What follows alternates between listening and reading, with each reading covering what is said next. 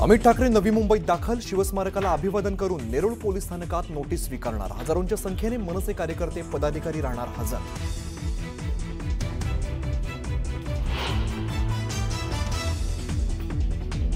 भोरमध्ये जरी सत्ता अजितदादांची असली तरी राज्याचे मुख्यमंत्री देवेंद्र फडणवीस आहेत हे लक्षात ठेवा। मतदान दादांना करायचं की फडणवीसांना हे तुम्ही ठरवा। जाहीर सभेमध्ये चंद्रकांत पाटलांचं मोठं विधान।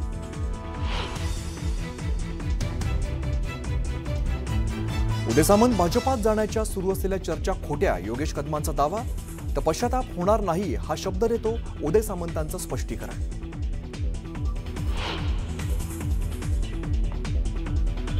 रावसाहेब दानवे आणि आमदार बबनराव लोणीकरांचं अखेर मनोमिलन। आमच्यात आता कोणताही वाद नाही, दोघांनी वाद मिटवला।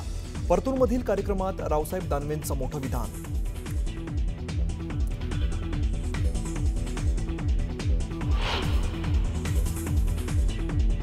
कोणत्याही पक्षाकडून अल्पसंख्याकांना मंत्रिपद नाही, मात्र मी हसन मुश्रीफांना मंत्रिपद दिलं। धाराशिवमधील सभेतून अजित पवारांचा सर्वधर्म समभावाचा नारा।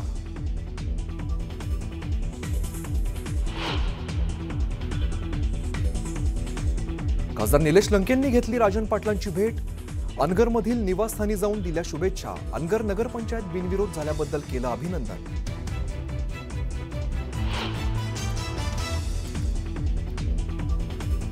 भारताचे 52वे सरन्यायाधीश भूषण गवई आज निवृत्त होणार। त्यांच्या जागी न्यायमूर्ती सूर्यकांत होणार 53वे सरन्यायाधीश।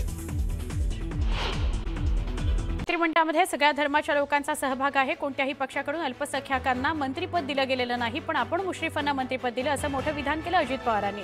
त्याचबरोबर अजित पवारांनी सगळ्या जातीच्या मंत्र्यांची नावं भर सभेमध्ये वाचून दाखवली। त्यामुळे अजित पवारांनी आता सर्वधर्म समभावाचा नारा दिल्याची चर्चा जोर धरू लागलेली आहे।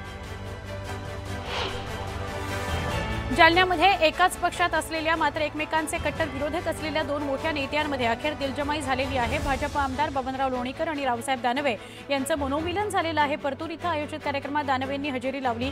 यावेळी दानवेंनी लोणीकरांची स्तुती करत चांगली फटकेबाजी केली। बुलढाणा जिल्ह्यातील नांदुरा नगरपालिकेमध्ये तिरंगी लढतीचं चित्र असलं तरी खरा सामना हा भाजपच्या मंगला मुहेरकर विरुद्ध अपक्ष उमेदवार रेखा इंगळे यांच्यामध्ये होणार आहे। भाजप विरुद्ध अपक्ष असा थेट सामना रंगणार आहे। अनगर नगरपंचायत बिनविरोध झाल्याबद्दल राष्ट्रवादी काँग्रेस शरद पवार गटाचे खासदार निलेश लंके यांनी राजन पाटील यांचं अभिनंदन केलं। अनगर इथं राजन पाटील यांच्या निवासस्थानी भेट देऊन अभिनंदन करण्यात आलं। छत्रपती संभाजीनगर महापालिका निवडणुकीमध्ये यंदा मतदान केंद्रांची संख्या मोठ्या प्रमाणात वाढणार आहे। शहरात एकूण 1408 बूथ तयार केली जातील। मागील निवडणुकीमध्ये 1058 केंद्रांच्या तुलनेमध्ये यावर्षी तब्बल 350 बूथची वाढ झालेली आहे। आगामी नगर परिषद निवडणुकीच्या पार्श्वभूमीवर तळेगाव दाभाडे इथं पोलीस प्रशासन आणि निवडणूक विभागाच्या वतीनं वाहन तपासणी मोहिमेला सुरुवात करण्यात आली।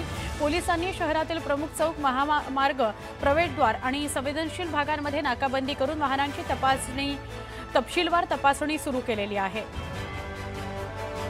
रत्नागिरी नगर परिषदेच्या निवडणुकीचा प्रचार आता शिगेला पोहोचलाय। महायुतीच्या उमेदवारांकडून घरोघरी प्रचारावर भर दिला जातोय। प्रभाग क्रमांक 7 मध्ये युतीतील शिवसेना शिंदे गटाकडून श्रद्धा संजय हळदणकर आणि गणेश भारती हे उमेदवार रिंगणात आहेत। दोघांकडून सध्या घरोघरी जाऊन प्रचार केला जातोय। संगमनेर महापालिका निवडणुकीमध्ये शिवसेना शिंदे गटाच्या आमदारानं भाजपच्या माजी नगरसेवकाचं तिकीट नाकारलं असल्याचा आरोप करत थेट बंडखोरी करत आता नगराध्यक्ष पदाकरता उमेदवारी अर्ज कायम ठेवलाय। इतकी वर्ष पक्षात काम करून आमच्यावर अन्याय झाल्याची भावना मेघा भगत यांनी व्यक्त केली। तर अमोल खताळ हे निवडणुकीतील राग आमच्यावर काढत असल्याची टीका दीपक भगत यांनी केली।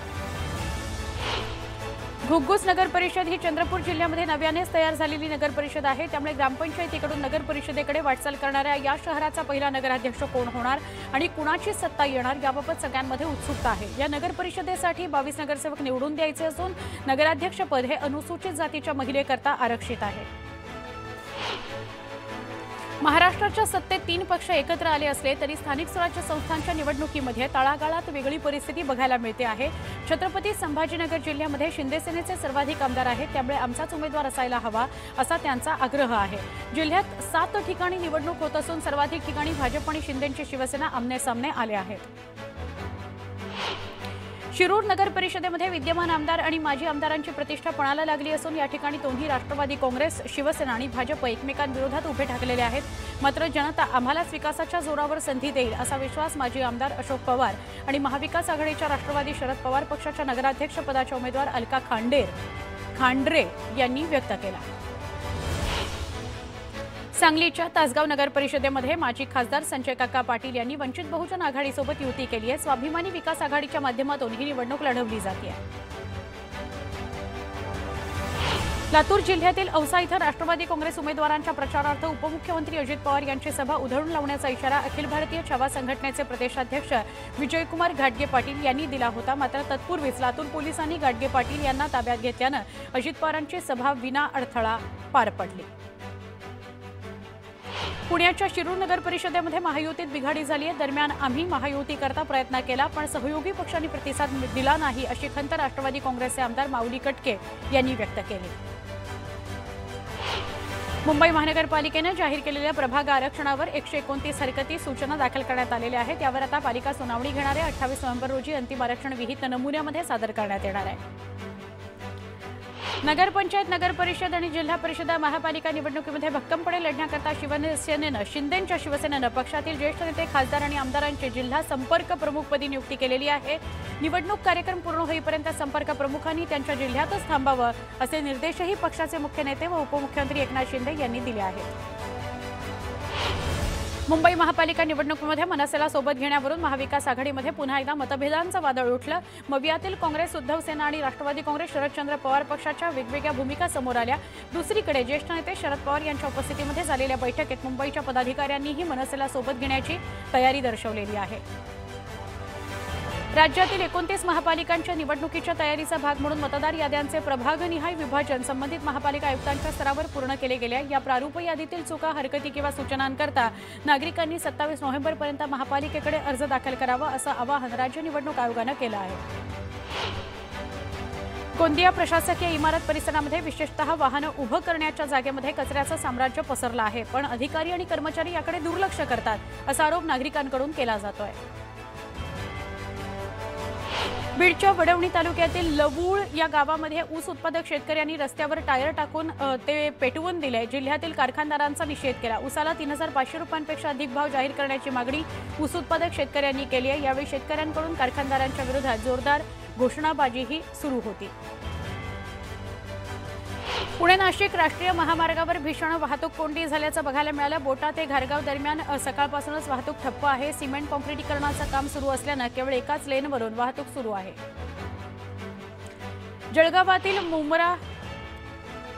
जळगावातील ममुराबाद रस्त्यावरील माजी महापौर ललित कोल्हे यांच्या LK फार्म हाऊसवर चालणाऱ्या बोगस कॉल सेंटर प्रकरणामध्ये मोठी कारवाई करण्यात आली। LCBच्या पथकानं बनावट कॉल सेंटरचा मास्टरमाइंड अकबर खान उर्फ अयान खान आणि हँडलर आदिल सय्यद निसार अहमद यांना मुंबईतील एका फ्लॅटमधून ताब्यात घेतलं।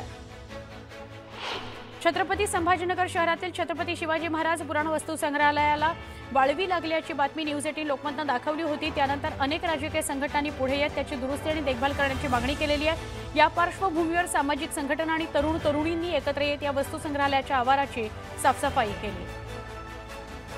लासलगाव मनमाड कृषी उत्पन्न बाजार समितीत कांद्याच्या भावात घसरण सुरूच आहे। कांद्याला प्रति क्विंटल कमीत कमी 400 ते सरासरी 800 ते 1000 चा भाव मिळतो आहे। एकीकडे पिकांवर मोठा खर्च, दुसरीकडे कांद्याला मिळणारा कवडीमोल भाव, त्यामुळे शेतकरी मेटाकुटीला आलाय। सध्या मिळत असलेल्या भावात पिकांवर केलेला खर्च तर सोडाच, वाहतुकीवर केलेला खर्च सुद्धा निघत नसल्याचं शेतकऱ्यांनी सांगितलं। साईबाबांच्या दरबारात विदेशी भाविकांची संख्या मोठ्या प्रमाणात वाढताना दिसते। जर्मनी, कॅनडा आणि UK इथून आलेल्या 42 भाविकांनी एकत्रित दर्शन घेत आरतीचाही लाभ घेतला। या सगळ्या भाविकांनी साईंचं नामस्मरण केलं। संस्थानचे मुख्य कार्यकारी अधिकारी गोरक्ष गाडीलकर यांनी सगळ्या भाविकांचा सत्कार केला। गुरु तेग बहादूर साहिबजी यांच्या 350व्या शहीदी शताब्दी निमित्त देहू रोड इथल्या गुरुद्वाराला आकर्षक सजावट करण्यात आली। संपूर्ण गुरुद्वारा परिसर विविध रंगांच्या दिव्यांनी उजळून निघाला। भारतीय महिला संघाची उपकर्णधार सांगलीची कन्या स्मृती मानधनाचा विवाह सोहळा पलाश मुच्छुल याच्याबरोबर पार पडतोय। संगीत सोहळ्यामध्ये स्मृती आणि पलाशनं ठेका धरला। हा व्हिडिओ सध्या सोशल मीडियावर व्हायरल होतो। पुण्याच्या आंबेगाव तालुक्यातील गवारवाडी इथं वनविभागाने लावलेल्या पिंजऱ्यामध्ये एक बिबट्या जेरबंद झालाय। मानवी वस्तीत बिबट्याच्या मुक्तसंचारानंतर आणि बिबट्याचे हल्ले वाढल्यानंतर वनविभागाकडून पिंजरे लावण्यात आले होते। यामध्ये हा बिबट्या जेरबंद झालेला आहे। गुरुद्वारा श्री गुरुसिंह सभा देहूरोड यांच्या वतीनं गुरु तेग बहादूर साहिब यांच्या 350व्या शहीदी पर्वानिमित्त देहूरोडच्या बाजारपेठेतून भव्य प्रभात फेरी काढण्यात आली। या प्रभात फेरीमध्ये परिसरातील शीख बांधवांनी मोठ्या संख्येने सहभाग नोंदवला। तर जळगावमध्ये 4 दिवसाच्या राज्यस्तरीय कृषी महोत्सवाचं उद्घाटन करण्यात आलं होतं। हा उद्घाटन सोहळा पार पडला आणि कार्यक्रमही पूर्ण म्हणजे महोत्सवही पूर्ण झाला। उत्तर महाराष्ट्रातील शेतकऱ्यांचा गौरव या उत्सवात करण्यात आला। या महोत्सवामध्ये शेतकऱ्यांनी नवनवीन तंत्रज्ञानाबाबत माहिती दिली।